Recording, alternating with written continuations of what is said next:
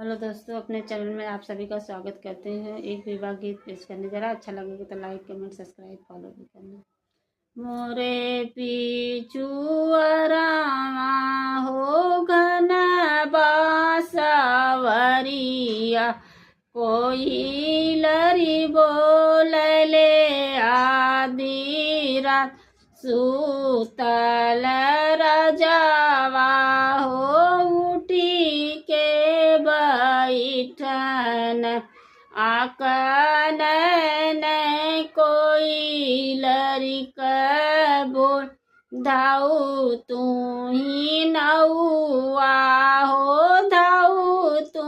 ही बरिया, पसिया के बेगही बोला, पसिया के बेगही बोला, पसिया जे आई न पलंग चढ़ी बैठ,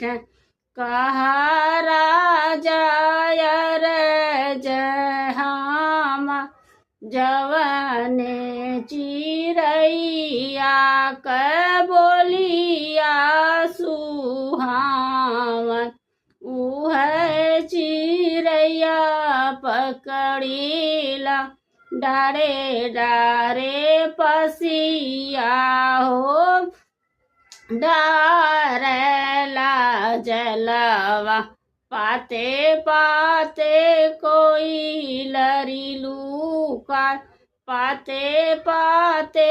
कोई लरी लूका, काए पसिया रे तेरा जेठ बड़ पुतवा, मोरे जियरा डारे उत बेस, मोरे जियरा डारे